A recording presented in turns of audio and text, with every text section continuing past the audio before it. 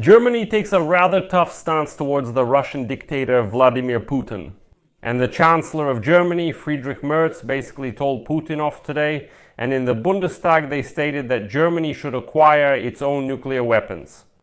The Chancellor of Germany, Friedrich Merz, stated that he does not plan to have any phone conversations with the President of Russia, Vladimir Putin. He said that such contacts by European leaders in the past did not lead to a de-escalation of the situation in Ukraine.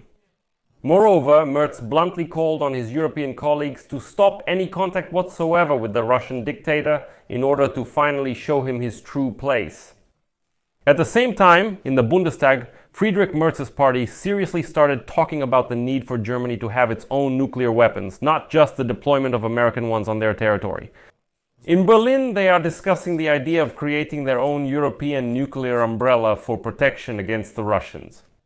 My name is Alexei Pechi. Next, more details about all of this. But before we begin, I ask you to subscribe to this channel, give it a like, write any comment you want, and be sure to subscribe to my Telegram channel, Peachy News. The link is in the description of this video, where we post breaking news as it comes in. So, the Chancellor of Germany, Friedrich Merz, said today that he does not plan to call the President of Russia, Vladimir Putin, for now. According to him, such contacts in the past did not help to reduce the level of tension around the war in Ukraine, but on the contrary only intensified the brutal Russian attacks on Ukraine.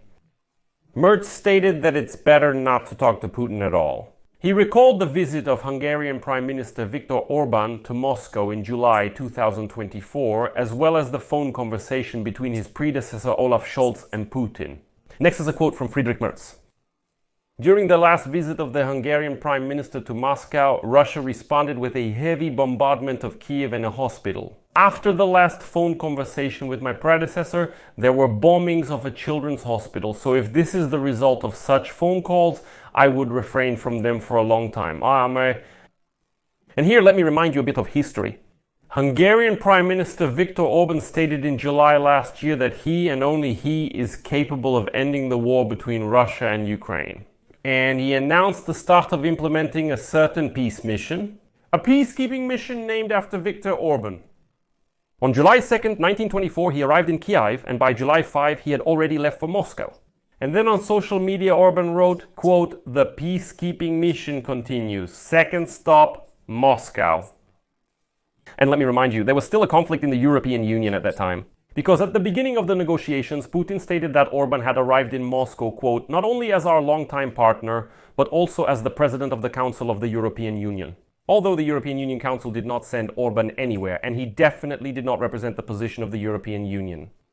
Then Orban called the meeting with Putin special, stating, quote, "Hungary will soon become the only country in Europe that can have a dialogue with both Russia and Ukraine." And after that, on July 8th, when an inspired Orban returned home, Russian occupation forces launched a missile strike on Kyiv. And then, under enemy fire, the Okhmadi Children's Hospital came under attack. And Vityusha Orban faded into oblivion with his peacekeeping missions. You probably don't even remember a peacekeeper named Vityusha Orban anymore. But there's an even more important point here. Right at the time when the Russians were striking the Okhmadid hospital in Kiev with missiles, the Prime Minister of India, Narendra Modi, was in Moscow calling for peace. In addition, on November 15th, 2024, former German Chancellor Olaf Scholz spoke with dictator Putin for the first time in 2 years. During the nearly hour-long conversation, Scholz told the Russian dictator that, quote, "Germany would continue to support Ukraine for as long as necessary." And already on November 17, 2 days later, Russia struck Ukraine's civilian energy infrastructure. That's why Friedrich Merz is absolutely right. There's nothing to talk about with savages. You shouldn't talk to savages at all. It makes absolutely no sense. Of course, Merz was asked how he feels about Donald Trump continuing to have a dialogue with Putin. Merz answered as follows, quote, "There is broad agreement in Europe regarding the assessment of this war. I believe that President Trump is coming closer to this assessment. The United States Senate is currently actively discussing the possibility of introducing new sanctions against Russia, and the final decision on them will be made by Trump. I am doing everything possible to ensure that the European Union and the United States work in unison on introducing tougher sanctions." And here I would like to point out the tactics of the Russian dictator Putin. Whenever someone contacts Putin, he always attacks Ukraine, showing that either his opponent will meet his demands or he will keep committing terrorist acts again and again. By doing so, he shows that everyone who interacts with Putin becomes involved in his game. Let me explain my point. Donald Trump has repeatedly and confidently stated that he knows Putin well, that he will definitely make a deal with him, and so on. But Trump is not succeeding, and Putin is only increasing his attacks on Ukraine. Because since Donald Trump took office as President of the United States, Putin has only increased his attacks specifically on peaceful cities in Ukraine. And what did Donald Trump start doing after that? That's right, putting pressure on Ukraine. Because reputation-wise, Donald Trump loses ground when he can't stop the war he promised to end. At this time, Vladimir Putin is making this war so terrible that the pressure on Donald Trump increases. But since Donald Trump can't fulfill his promises and his ego doesn't allow him to admit he was wrong, Trump starts looking for what he thinks is an easy way out. This is pressure on the victim of this war. But fortunately for Ukraine, aside from Donald Trump, the vast majority of Western leaders take a reasonable stance and don't allow Trump, as they say, to abandon Ukraine. But in the context of Olaf Scholz's rather firm position, it's worth noting another piece of news. The head of the Christian Democratic Union, Christian Social Union faction in the Bundestag demanded that Germany be given direct access to nuclear weapons in light of Russian aggression. The head of the Christian Democratic Union, Christian Social Union faction in the Bundestag, Jens Spahn, called for a serious reconsideration of Germany's defense policy. And the thing is, this is actually Friedrich Merz's party. And today, Spahn made the following statement, quote, "Russian aggression is a completely new threat. Europe must become capable of deterrence." In Spahn's opinion, simply deploying American nuclear warheads on German territory is already far from enough.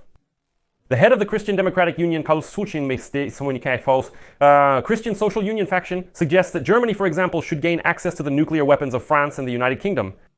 The second option is to create a European nuclear shield of our own. Quote, "This will, of course, cost a lot of money, but if you want protection, you have to finance it." But if you think this is all just talk, then that same Spahn voiced a more realistic scenario for nuclear deterrence of Russia in Europe. And he does not rule out that nuclear weapons should move between European countries randomly, so that enemies never know exactly who has Europe's nuclear button at any given moment.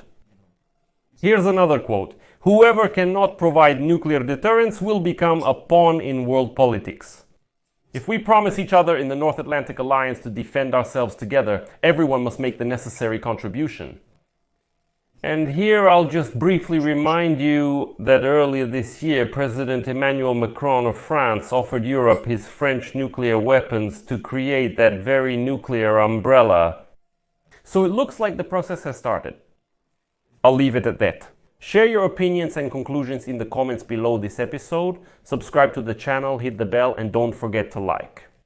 If you want to support the work of this channel, you can do so financially with any donation. You can use the links and payment details in the description of this video or the QR code on your screens. That's all for now.